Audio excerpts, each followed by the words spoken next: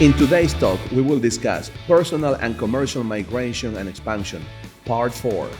We are joined today by Arnold Cabrera from Altac, Bolivia, and Miguel Mijalitsianos from Panama, Altac International Ally. Welcome, everybody. Buenos días, nuevamente con ustedes, los saluda Juan Cano. Estamos en nuestro cuarto programa, básicamente para seguir comentándole las diversas jurisdicciones donde existen las opciones de poder expandirse, ¿no? Inmigrar empresarial y personalmente.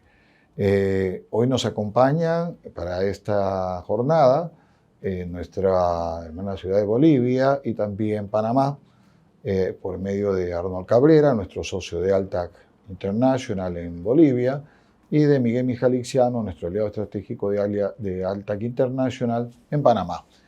Le voy a ceder la palabra a Arnold para que él nos pueda hacer la presentación de las bondades y ventajas y de la coyuntura existente en Bolivia, a la par de explicarnos de una u otra manera la coyuntura económica de su país. Adelante, Arnold, por favor. Muchas gracias, Juan, por la introducción. Y evidentemente el día de hoy vamos a mostrar el contexto en el cual se mueve Bolivia y nos vamos a plantear una pregunta, ¿no es cierto? La pregunta básica que nos vamos a plantear es por qué los empresarios y emprendedores profesionales de mi país están emigrando, ¿no es cierto? Pero para eso vamos a iniciar con el contexto macroeconómico, que ustedes van a ver no es tan negativo, ¿sí? Voy a iniciar con algunos datos macroeconómicos de Bolivia, con nuestra balanza comercial. Si ustedes se fijan, evidentemente nuestra balanza comercial en los últimos años ha sido bastante estable desde el año 2015. Actualmente tenemos una balanza comercial con superávit positivo de 2.235 millones de dólares, que casi está quintuplicando lo del año pasado, ¿no es cierto?, del año 2020, que evidentemente se entiende que en el contexto de pandemia que hemos vivido, pues quintuplicar ese superávit anterior es tal vez bastante lógico, ¿no es cierto?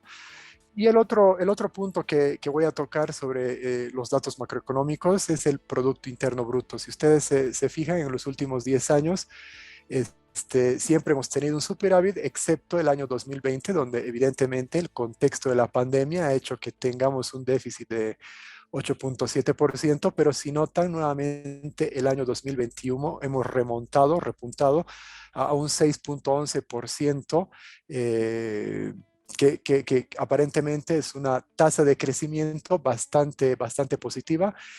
Yo tengo entendido que dentro de la región somos de los países que tenemos un repunte en tasa de crecimiento más alto, ¿no? Hasta acá el contexto es bastante favorable, ¿no? Veamos algo del Producto Interno Bruto por sectores económicos. Ustedes entiendan que en Bolivia principalmente nosotros lo que tenemos es agricultura y extracción, ¿no? ¿Extracción de qué? De metales y de gas natural, ¿no es cierto?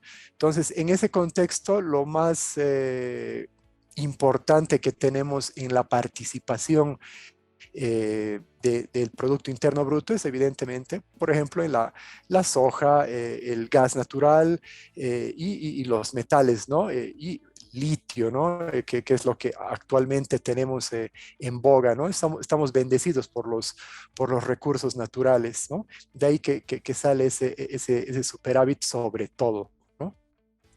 ¿Qué más, qué contexto más tenemos macroeconómico que nos ayuda a tener un ambiente positivo en el país?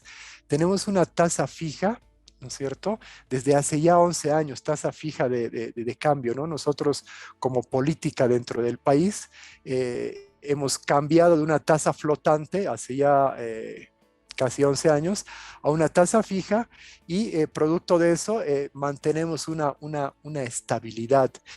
Una estabilidad macroeconómica que se nota en dónde, se nota evidentemente en una inflación bastante controlada, ¿no? Veamos los últimos 5 años, nuestro tipo de cambio fijo, ¿no es cierto? Lo que ha promovido, ¿no? Un índice de inflación en el año 2017, el más alto de los últimos 5 años, de 2,71%. ¿Qué es lo que ayuda, aparte del tipo de cambio fijo, a que tengamos una inflación bastante controlada? A nivel, si comparamos a nivel de toda la región, debemos tener una de las inflaciones más controladas de todas las Américas, ¿sí? También tenemos políticas de subsidios, ¿sí? El Estado ha impuesto políticas de subsidios, como por ejemplo, de las más relevantes son el subsidio que tenemos a la gasolina, ¿sí? La gasolina actualmente, bueno, ya hace bastantes años, tiene un costo de alrededor de medio, o sea, 0,50 centavos de dólar, ¿sí? Entonces es bastante subsidiado, ¿no? Cuando vemos que en países vecinos o en un contexto internacional, los precios del petróleo están contribuyendo a inflaciones elevadas, evidentemente nosotros estamos todavía subsidiando, ¿no es cierto? Pero ¿con qué subsidiamos? Subsidiamos principalmente con lo que les comentaba anteriormente, con nuestros, con los precios, gracias a los precios internacionales del gas, sobre todo, ¿no es cierto? Como nosotros tenemos una cantera gigantesca de gas, la cual se está explotando, un recurso natural importante, y el contexto internacional que no ayuda a otros países, nos ayuda a nosotros, ¿no? Contextos como los de la guerra en Ucrania, ¿no es cierto?, que ha disparado los precios del petróleo y acotado a eso también ha elevado los precios del gas. No ayuda a otros países, pero nos ayuda a nosotros, ¿sí? Nos ayuda porque, por ejemplo, les doy un dato ahí, al 31 de diciembre de 2021, ¿sí? Se cerró con $3,73 por millón de metro cúbico, ¿no es cierto?, de BTUs, ¿sí? A partir de la guerra de Ucrania, que empieza alrededor del 20 de febrero, nosotros actualmente, a julio, tenemos el precio del gas a $8,23, ¿no es cierto?, el millón métrico de BTUs. Entonces, imagínense el contexto positivo que tenemos actualmente, ¿no? Contribuido, ¿por qué? Por también los precios actuales de la soja en tema de agricultura. Y lo que les decía anteriormente, ¿no es cierto?, el precio del litio, ¿no es cierto?, también ha ido subiendo bastante, ¿sí? Bastante en el último año. Entonces, también estamos explotando litio. Con todo eso, nosotros lo que estamos haciendo es tratar de controlar la inflación. Nuevamente estamos bendecidos por los recursos naturales, ¿no? Desaparece uno o baja algún mineral, aparece el gas, aparece el litio, bueno, contextos positivos, ¿sí? Ok, esto no es tan positivo, evidentemente, ¿no es cierto? Nuestras reservas internacionales sí han estado disminuyendo en los últimos 5 años. De gran manera, como ustedes pueden ver, tenemos el año 2017 unas reservas internacionales de 10,000 millones, ¿no es cierto? Y acabamos el año 2021 con 4,700 millones. Entonces, ahí se nota una bajada bastante grande, ¿no es cierto? Obviamente, noten ustedes que tenemos subsidios, ¿no es cierto? ¿No? Estamos con un tipo de cambio fijo, tenemos subsidios a la gasolina, entonces más o menos hay una correlación, ¿no? Nuestros recursos naturales no subsidian todo, evidentemente, ¿no? Y bueno, también, ¿no es cierto?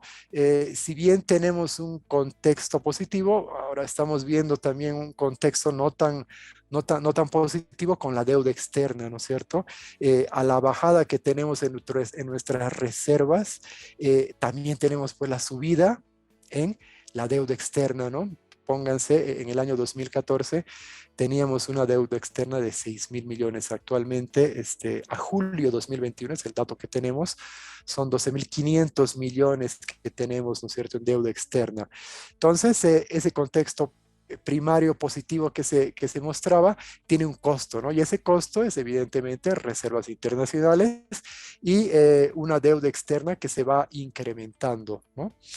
¿Qué es lo que vemos? Que para el año 2020 el 31.7% del PBI es nuestra deuda externa. Así es un dato bastante elevado, ¿no? Bastante elevado. Mostremos un poco de lo que tenemos en tasa de desempleo, ¿sí? Tasa de desempleo más o menos ha ido homogéneo, ¿no? Nuevamente ustedes van a ver un pico en el año 2020, ¿no es cierto? Que muestra un 8.4% de desempleo, evidentemente por el contexto de la pandemia, ¿sí? Para el año 2021 ya se ha logrado bajar a estándares más o menos razonables a lo que se apuntaba desde el año 2017, 18, un contexto más racional, ¿sí? Eh, pero esto no es tan positivo, ¿sí? ¿Por qué? Porque el próximo punto que les voy a mostrar, ¿sí? Es un punto que nos preocupa, ¿sí? Nos preocupa y aquí ya va tomando forma el por qué empresarios, emprendedores nacionales, inversionistas de fuera, eh, posiblemente se estén yendo del país, ¿no es cierto? En alguna cantidad. El empleo formal versus el empleo informal muestra una brecha gigante, ¿no es cierto? Para el año 2020, el 86% del empleo es informal, ¿sí? Y solamente casi un 14% es empleo formal. Pero ¿a qué nos referimos con empleo formal e informal? Básicamente, cuando estamos hablando de empleo formal, estamos hablando de un contexto donde el empleado aporta un fondo de pensiones, ¿no? El empleado tiene un seguro de salud, el empleado tiene derecho a beneficios sociales, el empleado tiene derecho a vacaciones, es un contexto formal, ¿verdad? A esto, obviamente, el empresario sí tiene que tributar, por ejemplo, está en un contexto bastante racional y formal. Entonces, el empleado que trabaja en negro, evidentemente, no goza de ninguno de las protecciones que les estoy mencionando y cualquier momento puede ser despedido, ¿no? Entonces, el empresario lo que hace es actualmente tratar de introducirse en el mercado formal, pero se hace muy difícil porque hay un contexto eh, bastante complicado, ¿no es cierto? Evidentemente el aspecto tributario afecta bastante, pero no solamente eh, ese punto, ¿no? Veamos cuál es la carga laboral para el empleador actualmente, ¿no es cierto? Una carga laboral de 16.71%, ¿sí? Si a eso aumentamos, ¿no es cierto? Lo que es estamos hablando mensualmente, ¿no? Lo que es el aguinaldo, pagadero una vez al año en diciembre, estamos en un contexto de una carga, ¿no es cierto? Laboral para el empleador de 25%, ¿sí? Y si a eso adicionamos algo que se llama el segundo aguinaldo impuesto por el gobierno, siempre y cuando el país, ¿no es cierto?, tenga un crecimiento mayor al 4.5%, es un estándar que se tiene ya hace algunos años, ¿no?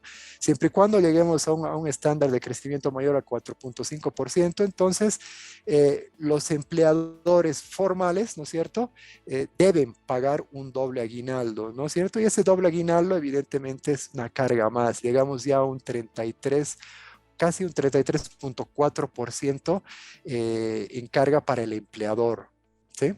Ese es el contexto en el cual se tiene que vivir, ¿no es cierto? Y tiene que enfrentar el empresario. Por el otro lado, para que tengan una idea, el empleado, lo que es el profesional, ¿no es cierto? Tiene que afrontar un 12.71% de descuentos, ¿no es cierto? Donde están ahí el aporte a los fondos de pensiones, seguro de salud, y adicionalmente hay un impuesto que el empleado paga que se llama RCIVA, 13%, no confundamos con un impuesto al salario que no es un impuesto regulador del IVA. ¿Qué quiere decir? Que el empleado puede presentar facturas de compra, ¿no es cierto?, para que no se le descuente ese 13%, ¿no? Por cierto, el impuesto IVA, ¿no es cierto?, en el país es el 13%. Entonces, por eso hay un impuesto regulador que se llama RC-IVA, ¿sí? Entonces, siempre y cuando el empleado presente la cantidad de facturas que satisfaga ese 13%, pues capaz que no va a tener ningún descuento por ese rubro de 13%. ¿Sí? Ese es el contexto en cuanto al empleado.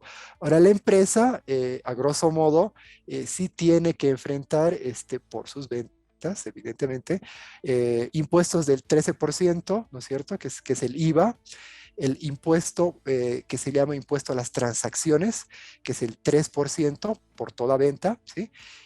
Todo este par de impuestos los tributa mensualmente, ¿sí? Y tenemos un impuesto a las utilidades de las empresas, que también se le llama el impuesto a la renta, ¿no es cierto?, en otros países, que es el 25%, esto se tributa una vez al año, ¿no es cierto?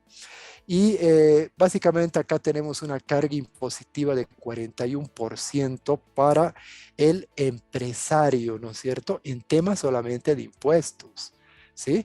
Por el otro lado, estamos viendo que tenemos una carga laboral mensual, ¿no es cierto?, para el empleador diferente, ¿no?, que puede llegar hasta el 33.4%, ¿sí?, o al 25%, depende del contexto nacional, ¿sí?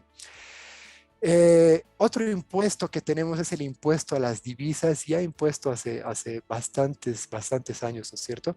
Básicamente se llama el impuesto a las transacciones financieras, que es del 0.3%. Entonces, por cada transacción que existe en moneda que no sea el boliviano, puede ser el dólar, ¿no es cierto?, se tiene que pagar un impuesto de 0.3%. Estas transacciones evidentemente tienen que ser mediante el sistema financiero, ¿no es cierto?, que tenemos, que pueden ser bancos o instituciones financieras en el país, ¿sí? ¿Okay? Hasta acá todo este contexto que tenemos en el ámbito laboral y tributario, ¿no?, para el empresario, ¿sí? En Fantástico. cuanto en cuanto a la seguridad jurídica,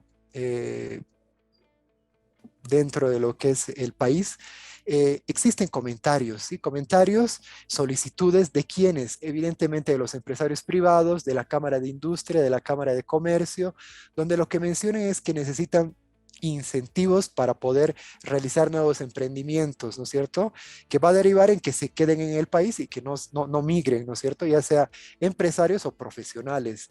Entonces, ¿qué es lo que se necesita? Flexibilización de los impuestos, crear alternativas, ¿no es cierto?, incentivos tributarios, eso es lo que se le pide al gobierno, ¿no?, detener sobre todo tema de conflictos sociales que paralizan las actividades de las empresas, ¿sí? El contexto del año 2019, donde se termina en la dimisión del aquel presidente Evo Morales en aquella ocasión, son contextos que no ayudan, ¿no es cierto?, al empresariado, ¿no es cierto? Entonces, ¿qué más se solicita? Promover la inversión a largo plazo. Se solicita condiciones de seguridad jurídica estables, que no sean cambiantes.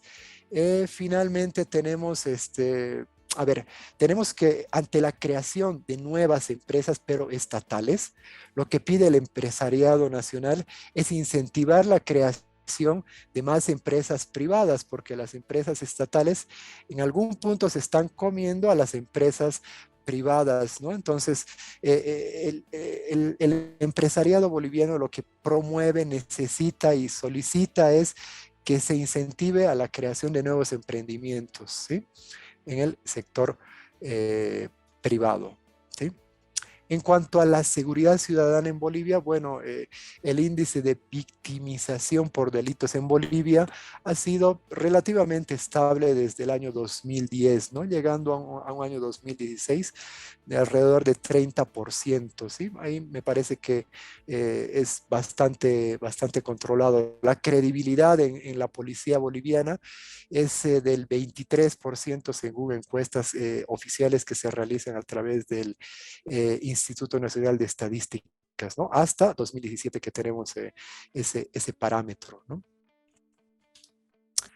Algo que sí no nos ayuda, evidentemente, es un índice de percepción de corrupción en Bolivia emitido cada año a nivel internacional por un organismo bastante respetado a nivel global que es Transparency International, ¿no? Este índice, ¿qué es lo que muestra? Que Bolivia está en el lugar número 128 de 180 países en cuanto a transparencia, ¿no es cierto? Sobre corrupción estamos hablando. En los últimos 5 años nos hemos ido manteniendo sobre 100, ¿no?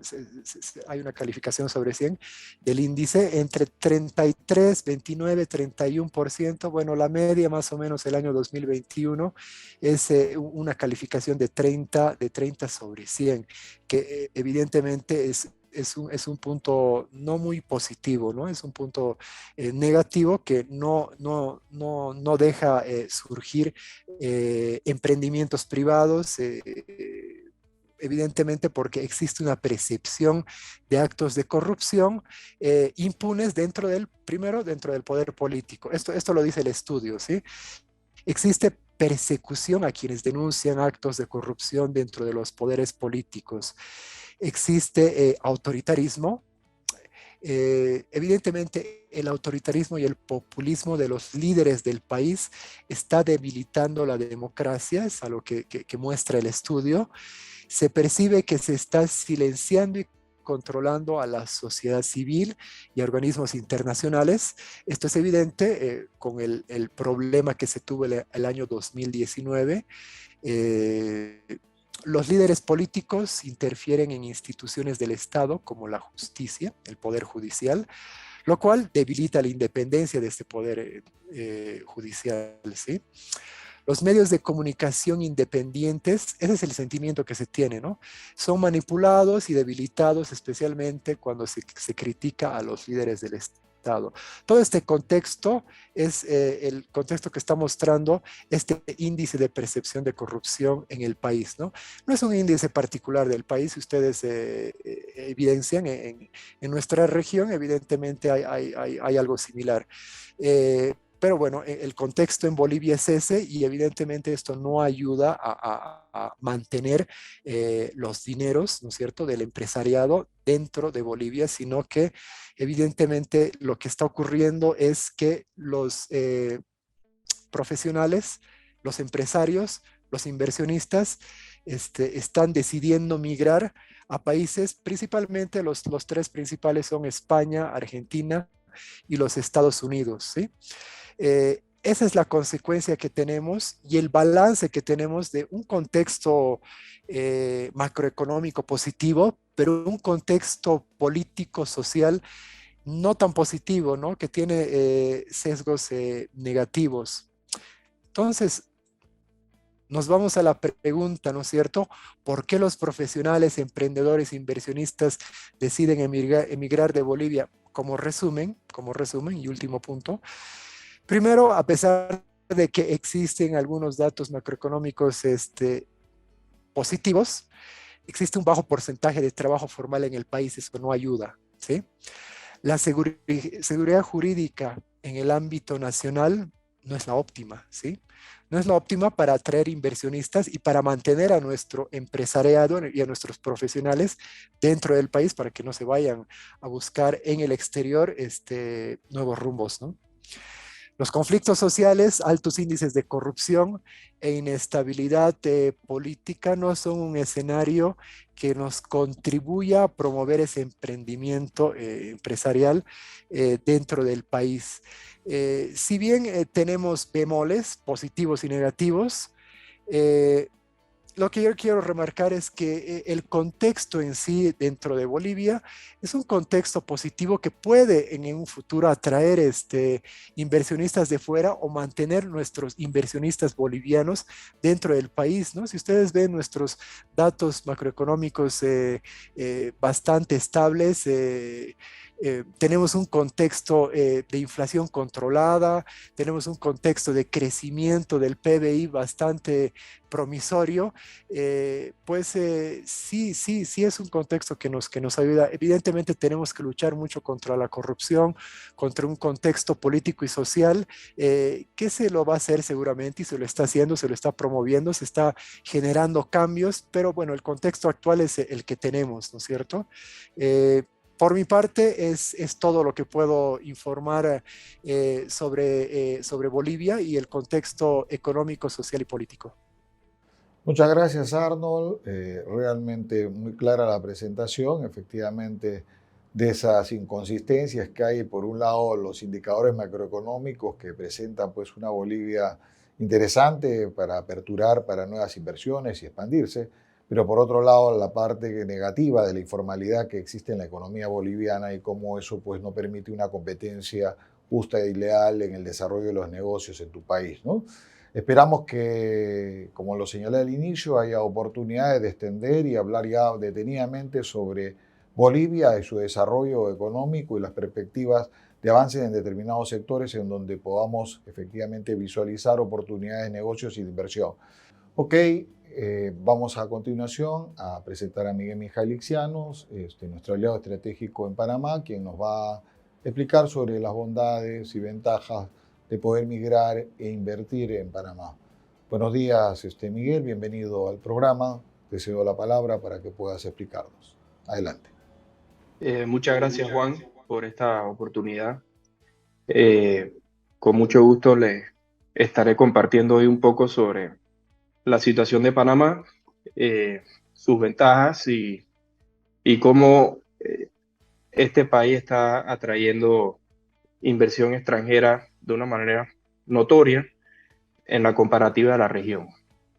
Bueno, Panamá lo hemos definido como un país de tránsito y este tránsito trae varias oportunidades y la historia de nuestro país siempre ha girado en torno a aprovechar esta coyuntura. Somos un país pequeño, tenemos una población de 4.4 millones, nuestro Producto Interno Bruto total es de 63.6, nominal al 2021. Hemos tenido una tasa de crecimiento de este Producto Interno Bruto del 15.3% en comparación con el año de la pandemia, el 2020. Y bueno, tenemos una fuerza laboral de 2 millones de personas, una tasa de inflación de 1.6%. Somos un país importador, no somos un país exportador, somos un país de una economía terciaria, ¿no? La mayor parte de nuestra economía se mueve en el sector de servicios, no tanto en la parte industrial y agrícola.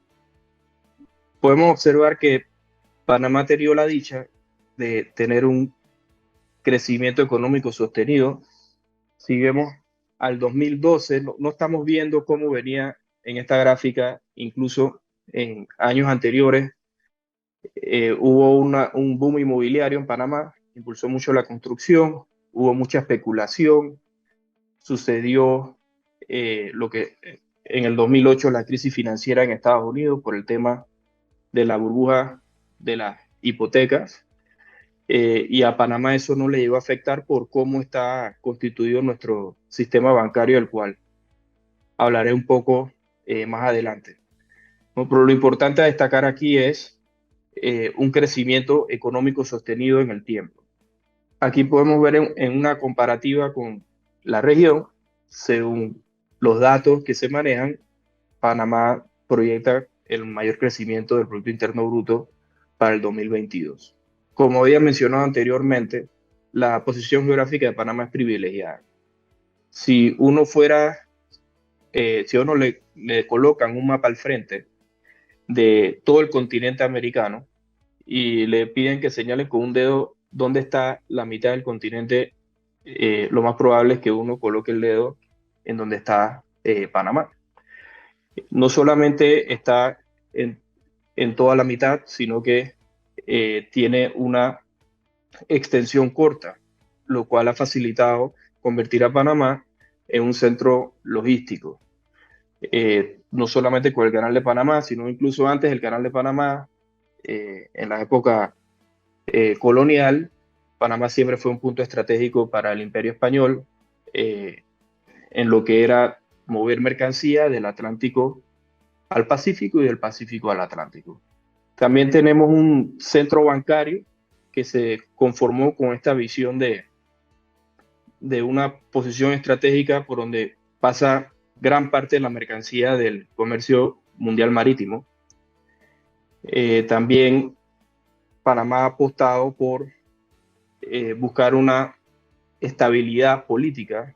Es conocido que durante los años 80 Panamá tuvo inestabilidad política. Tuvimos una invasión por parte de Estados Unidos en 1989 a finales y principios de 1990, y desde entonces hemos instalado un sistema democrático y hemos gozado de estabilidad política desde entonces, lo cual nos ha permitido aprovechar mejor esta posición geográfica y utilizar el país como un centro logístico y financiero para todo el continente. Aquí podemos observar que Panamá como país de tránsito también es, para efectos de la región centroamericana, el país que más recibe inversión extranjera directa. Ahí podemos ver la comparativa con los otros países centroamericanos y Panamá recibe más del doble del país que le sigue, que es Costa Rica, en inversión extranjera directa.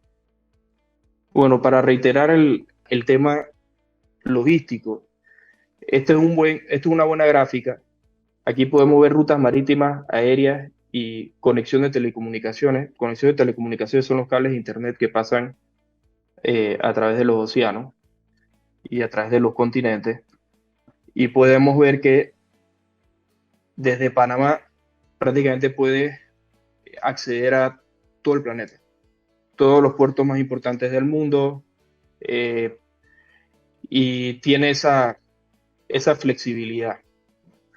Y tiene unas distancias relativamente más cortas dependiendo de donde uno se ubique en el mapa, pero por estar justo en la mitad, a cortas distancias para la mayoría de los empresarios que están en algunos países en el norte o algunos países en el sur, ¿no? Les acorta distancia. Tenemos también en Panamá una amplia red de acuerdos comerciales de la región. Tenemos 23 tratados de libre comercio, acceso a 59 países, con un mercado de 1.58 billones de clientes potenciales. Nuestro sector bancario y financiero es una parte importante de nuestra economía. Nos han dado un grado de inversión BBB, Standard & Poor's, Moody's de Baa2 y Fitch de BBB-. Y bueno, quería destacar que dentro del índice global de competitividad, de solidez del sistema bancario, Panamá está de número 16 en el mundo. El futuro de Panamá es la logística y probablemente lo seguirá haciendo por muchos años.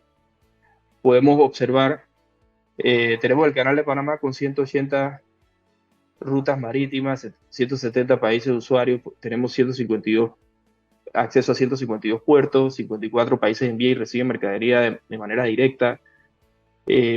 Estos son datos que todos los que están viendo esta presentación lo podrán consultar luego con más calma, ¿no? Por ahí tenemos en la filmina en números el nivel de conexión logística que representa Panamá. Panamá está expandiendo también su aeropuerto.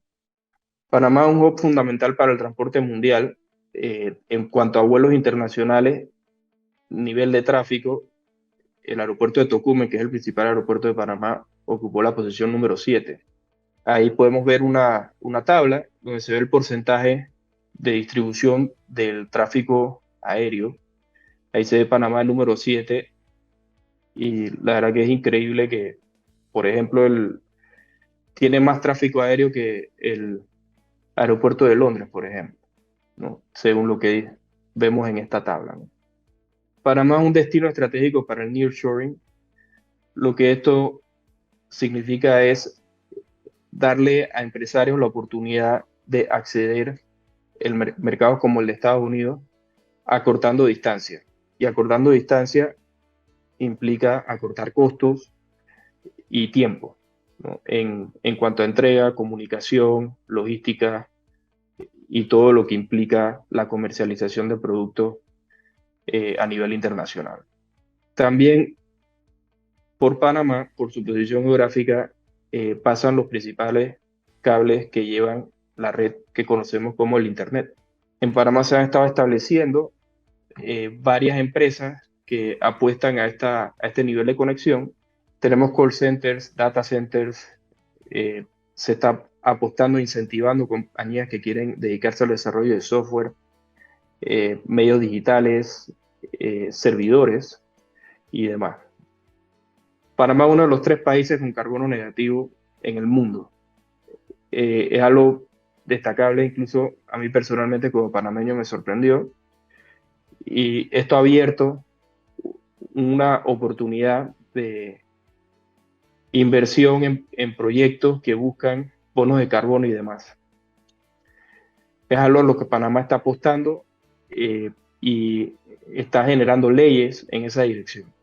Como centro logístico, contamos también con zonas económicas especiales reguladas por ley que buscan hacer más fácil el establecimiento de empresas en Panamá para disfrutar de estas facilidades logísticas. Todas estas zonas económicas especiales tienen una ubicación estratégica, sea en el Atlántico o en el Pacífico, y tienen incentivos fiscales para hacer atractivo a toda empresa que esté interesada en mejorar o recortar sus costos logísticos.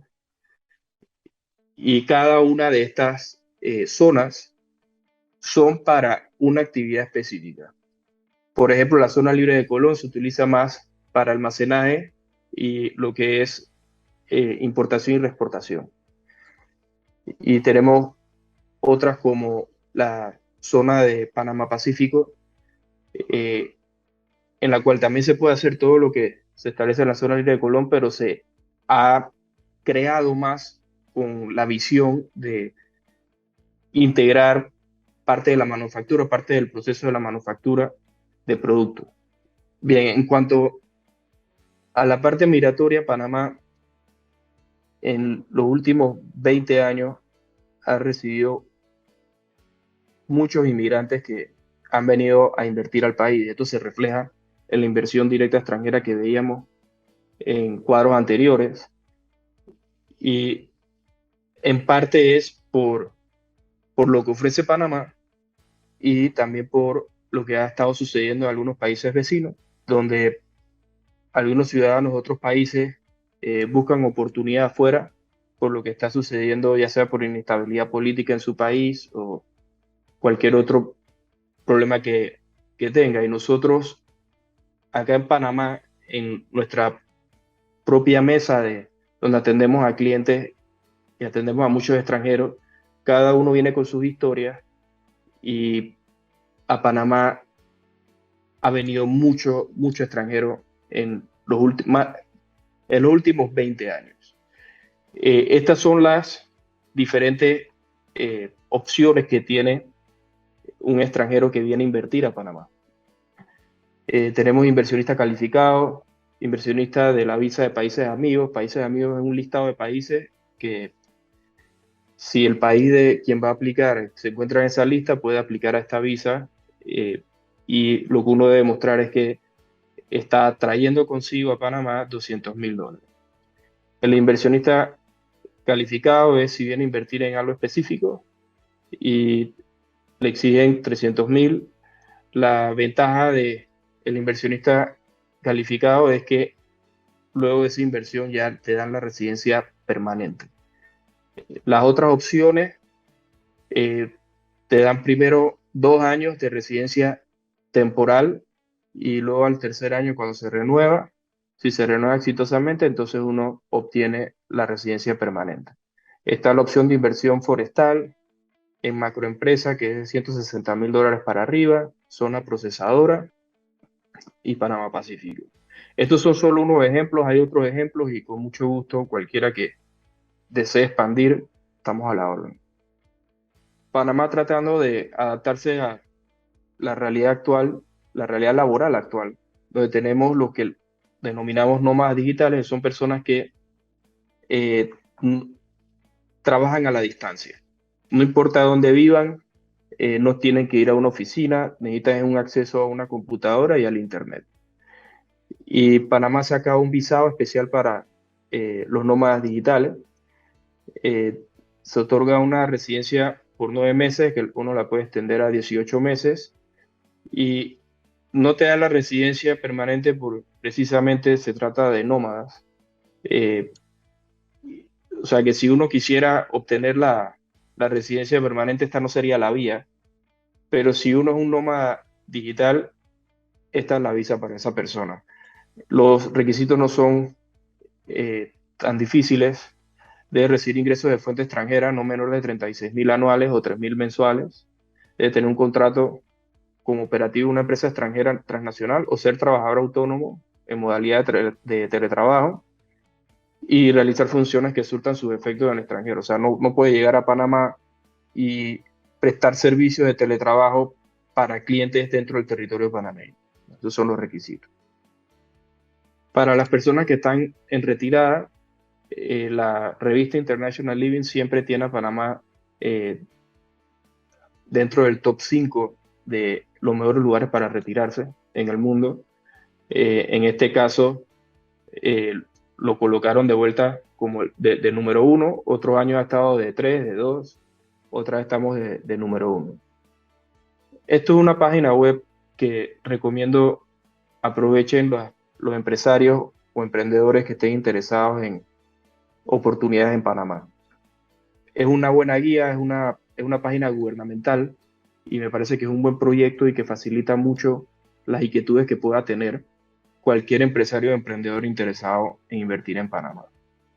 La estabilidad jurídica es algo importante aquí en Panamá, tanto jurídicamente como políticamente. Es algo que se le da una importancia por lo que representa para la economía local.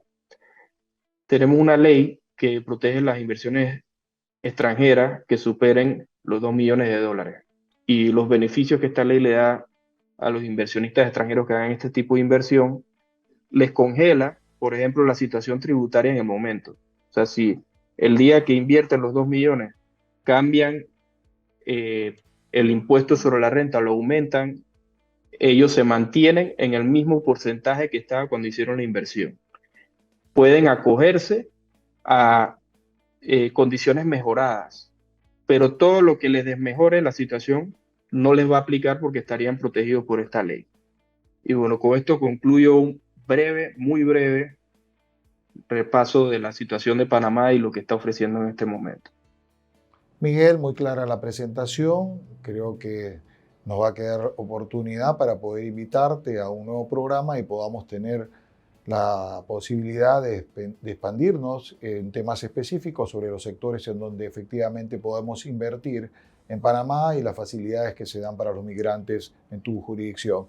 Gracias por acompañarnos esta mañana y a todo el público en general que nos ha acompañado, les agradezco por nuevamente estar con nosotros. Muy buenos días, cuídense, nos vemos en el siguiente programa. Thanks to our guests for joining us today. We look forward to see you every Wednesday with a new conversation at Altac Talks. Do not forget that you can find us on social media as Altac International and Altac Latam. We strive to be your most trusted asset. Altac Talks, global expertise to grow.